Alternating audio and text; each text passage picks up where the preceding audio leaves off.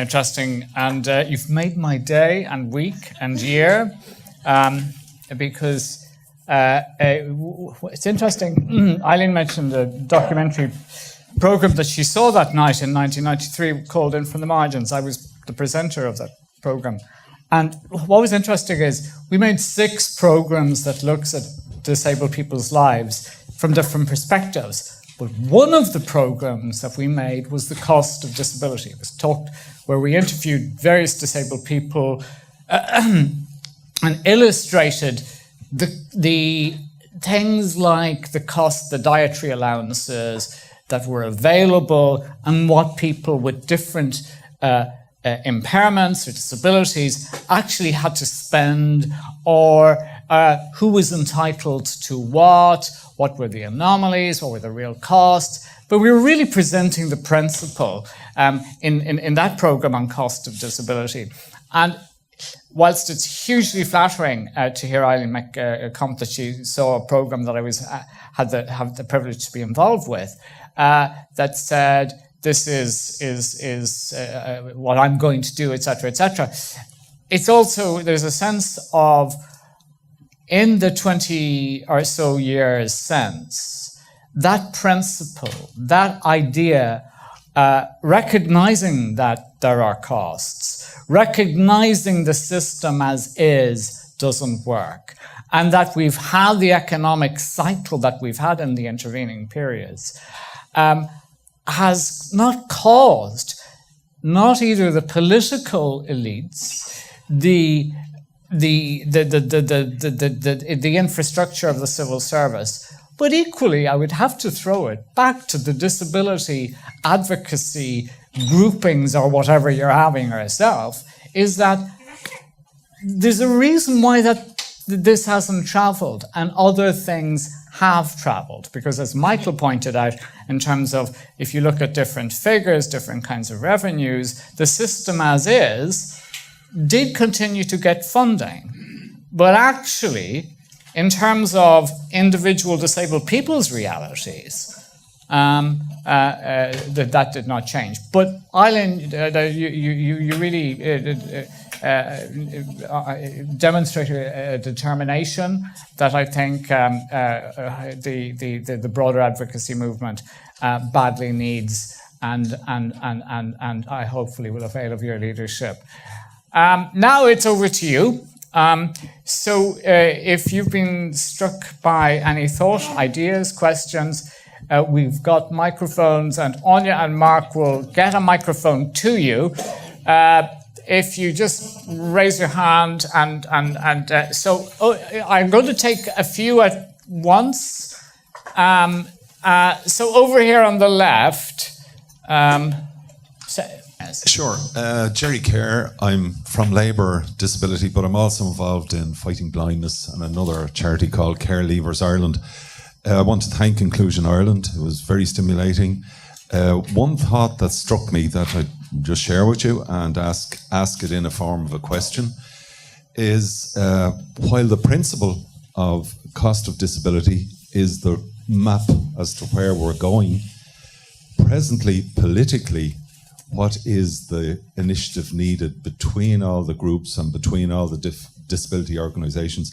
I would suggest, just from my experience in Labour Disability, that 52% of the electorate did not vote Labour because of discretionary medical cards.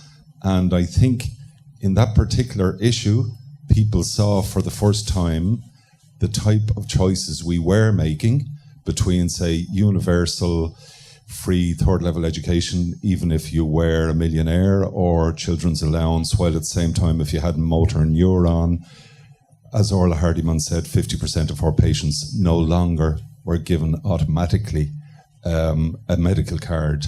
So in the last 3 years, there has been a huge difference in terms of how people with disabilities were treated with medical cards, which would be a cost of disability for those people, dreadful cost of disability. I wonder, can we unite around certain themes like that as disability organisations and compare in the sense that, I'm just finished now, compare in the sense that if all under sixes are being given free GP cards, we say, well, no, the priority here is people with disabilities, with severe and profound disabilities, who won't be getting them because of that, or if there is tax back in the budget to people on middle or high incomes, that we again compare and that we have a voice in that sense that can compare. Okay, thank you. Hello, and it's lovely to be here. And thank you for organising the event. My name is Anne Kennedy. I have a neurodegenerative disorder. It is incredibly rare. There isn't even a consultant in Ireland who knows what to do with my twin and I, and we're trying to get out of the country to Newcastle. Fingers crossed, let's hope we go to Newcastle, where the Centre for Mitochondrial Disease is, which we have. Now, I also have Asperger's syndrome, which can make communications very difficult.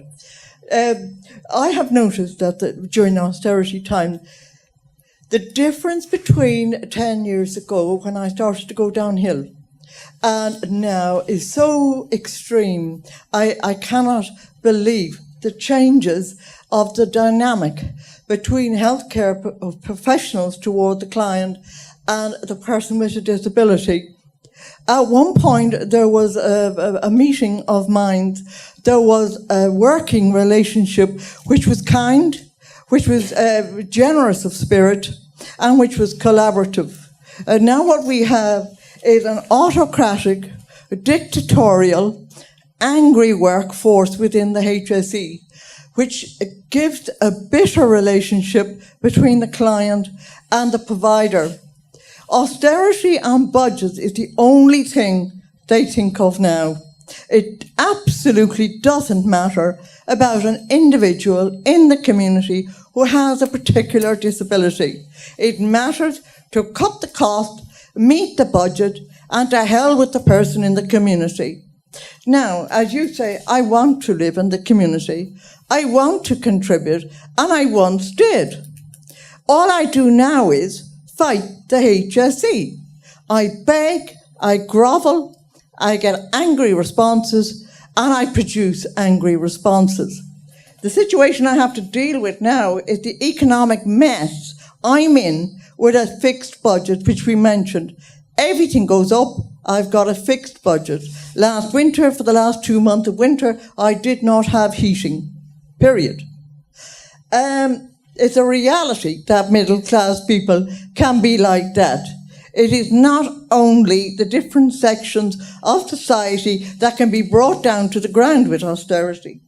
The next thing is the change of attitude that I have to deal with due to austerity. I don't want to bake.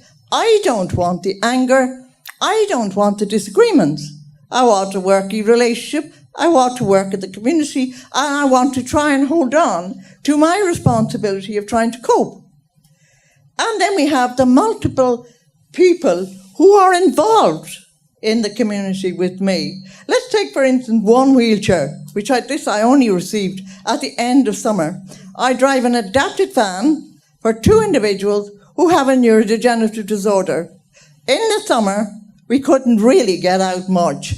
We got out to the coffee shops and everything. But as a person living in society today, I have a right to mobilise. I have a right to enjoy my summer, and I have a right to go to events. But the only thing on my agenda was fighting for a wheelchair. And I have at least 5 A4 pages of people I'm involved with, one after the other, to fight for one item which will get me out. Mm-hmm. Now, I didn't ask for this.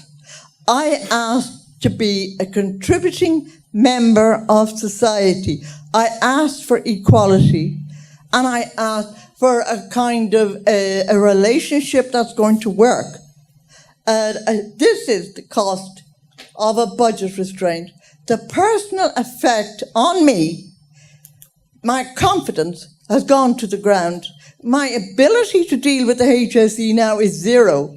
There is anger, resentment, bitterness, name-calling, slander, and there has been rudeness, there has been ghastly stuff. And I lived alone most of my adult life. I never really had anyone in it. I never had family. I never had the education, but I was incredibly creative.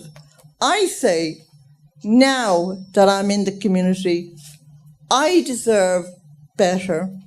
And austerity has brought me to my knees in practically every sphere of my existence. I call it less than existence. I call it a depressing, torrid, grovelling, cruel, angry engagement with the Irish society that I choose to live in. And quite frankly, they brought me to a suicidal state of bitterness that they are in my life at all in the first place. And that is what the banking system has done to me. Thank you. Okay.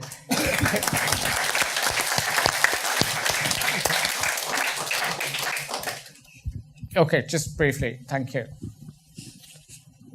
I'm Margaret Kennedy, her twin sister.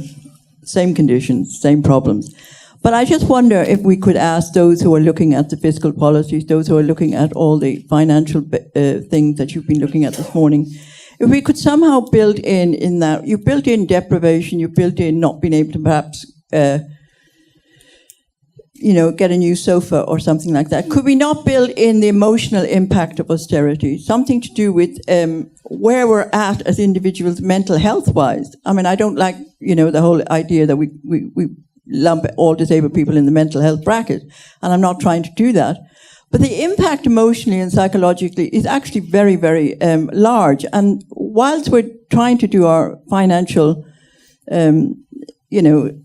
calculations, could we not calculate that into the equation, because it's actually a huge one? Okay, thank you. Hi, my name is Vicky Casterly. I'm here with two hats. My first and most important hat is I'm a full-time carer for my 8-year-old son who has cerebral palsy. My second hat is I'm a very newly elected local councillor. Like the Minister this morning and my party colleague, my motivation for election was purely based on disability, advocacy, and changing the community I live in.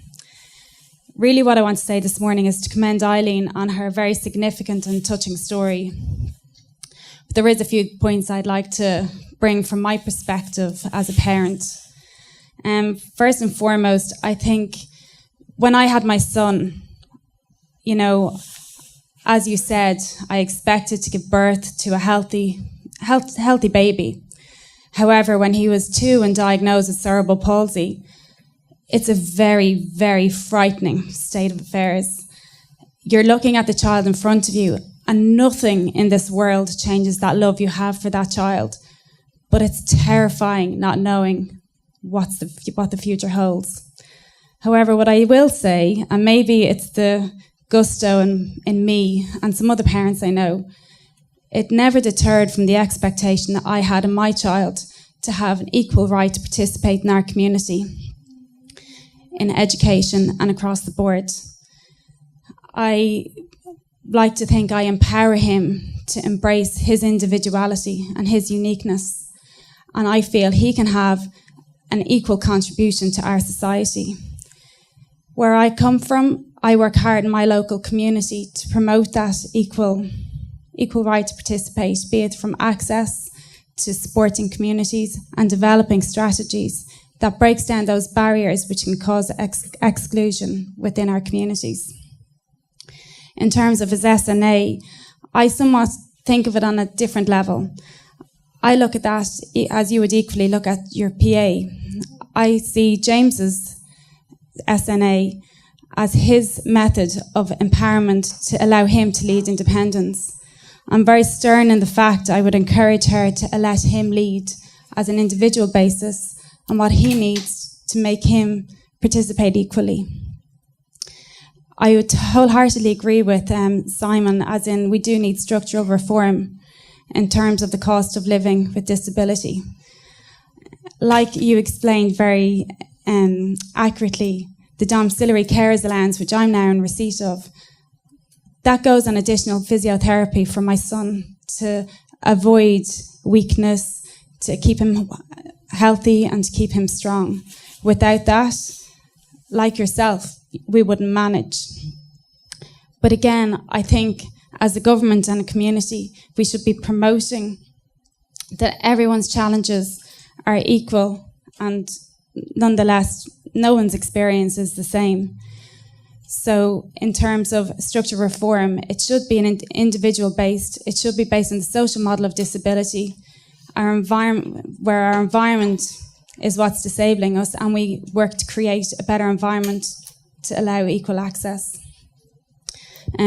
Thank you for your story. I was completely engaged, and congratulations.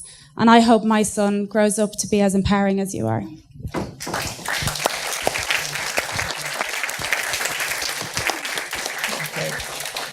Yeah, just one more update on you there, and then I will go back to the table. Thanks very much, Chair. Thank you to Inclusion Ireland also, and thank you to all the speakers this morning. But it's not the first conference that I've been at in the last few years. But again, I mean, I find that the most connecting speakers with me happen to be the people with the disability. And in the case this morning, again, Eileen Daly, you know, she hits home, and she's talking about, you know, the issues on the ground and how they're affecting her and how they're affecting people with the disability. She mentioned about, you know, parents having a chip on their shoulder and through fighting for their, you know, their children and their family members.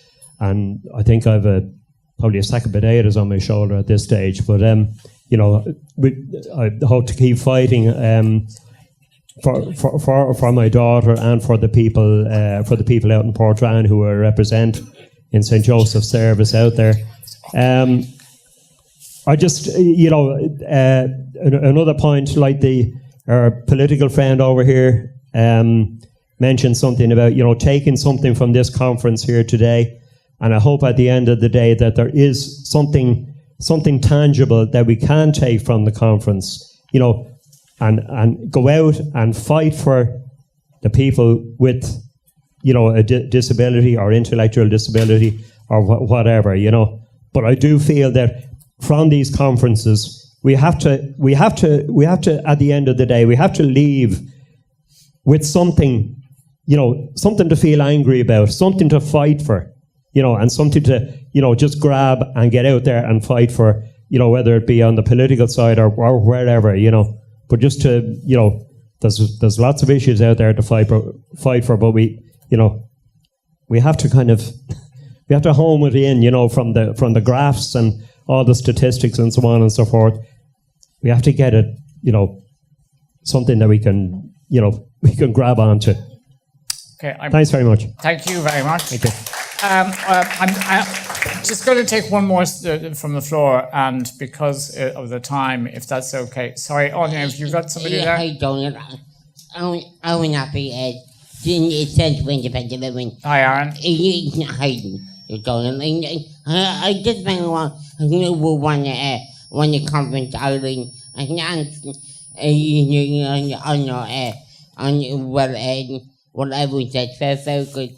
So good talk, and just I go that, and as a child of the 80s, I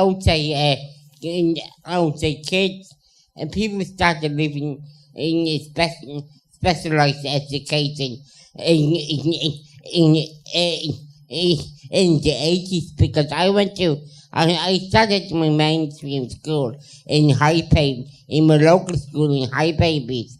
And I was just saying to John here beside me, and my mom had to be, and I know you paid someone to be your SNA. My mom had to come and down to Milan, so to be my SNA, and to be my SNA, and to be honest with you, I haven't looked back. I know people who went to the specialized education. Then, to be honest with you, I think I did very well out of the mainstream education. I wouldn't have changed anything for the world. Although I know it was, although I know I hadn't fit for it, but still overall had a great experience. Really built me up for the man I am now in life. Okay, Aaron, thank you very much. Okay, if it's all right, I will go back to the table. Is there any comments or responses people would like to make to what they've heard? So thank you all very much for all of those comments. I just want to pick up on a couple of things. I'm going to start by disagreeing with the second last speaker there about getting angry. I don't think what we need to do from today is to get angry and to go out and start shouting. I think what we need to do is we need to deliver a message that policymakers are going to understand. There are going to be a lot of different groups, disparate groups in society who are angry about different things. I think we need to deliver a coherent message, and I think that message needs to be based on strong evidence, evidence about what the situation is at an overall level, evidence in relation to who is most affected by the different issues that are involved. And I think basically what needs to be made is a strong evidence-based case for policy change. Now, in terms of how that actually operates, that's not something I'm particularly an expert in, but it seems to me that the conversation that's been had today in relation to issues such as a cost of disability payment, that these are issues that have been discussed before. They've been discussed 10 years ago and nothing happened. And I think one of the reasons that nothing happened was that the right evidence wasn't put forward in terms of we need to do something, this is what we need to do. And I think that evidence is there now. I think we have a huge amount of evidence from work being done by various people in Ireland, at the ESRI, at NUI Galway, at other places, which shows the very, very severe circumstances that people living with disabilities live in. And I think what needs to be done is that evidence needs to be brought forward and it needs to become part of the policy debate. But I also think it needs probably something more, and I think what it needs is a champion. I'm not sure that, all of us sitting around today and discussing these issues, and agreeing maybe on some things and disagreeing on others, I'm not sure that that's really going to work.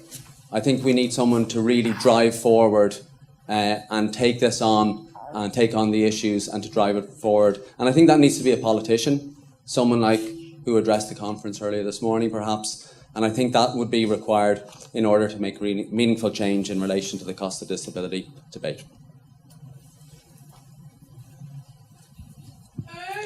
Thanks very much for the questions and comments. It was great to hear from people talking from their experience, basically.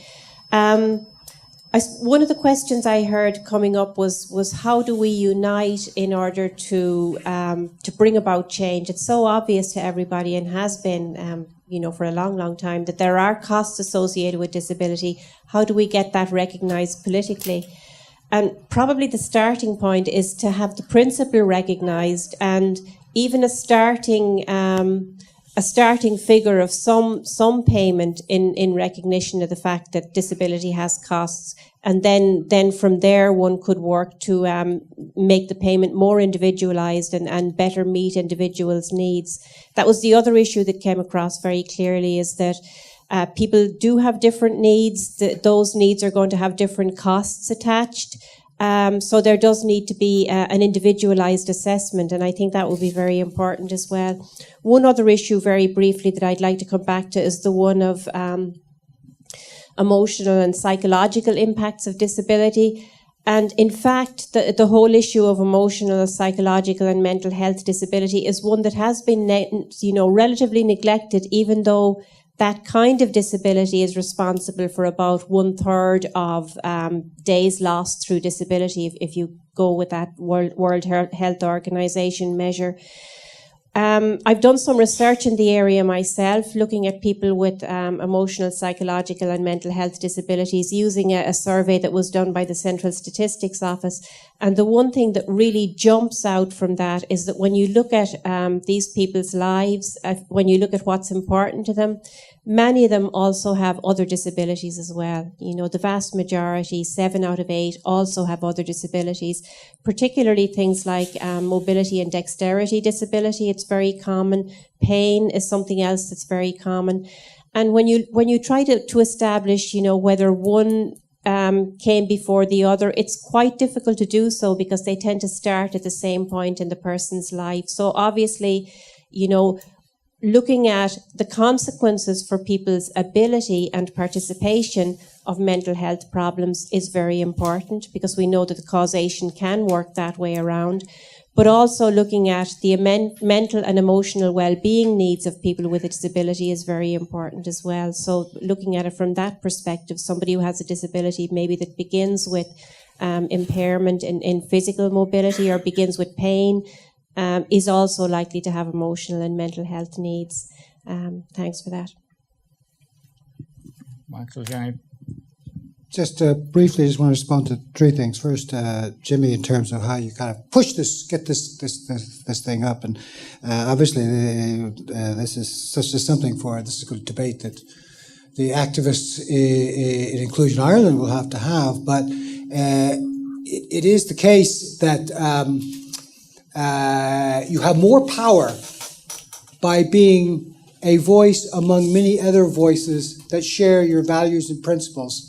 And are pursuing their cause in the same way that you are. They're pursuing their cause the same way as you're pursuing yours. In other words, you build alliances. You build alliances among people who have not with other disability groups, but with other groups who also are not stakeholders, are not allowed to be stakeholders, are at the bottom of the pile.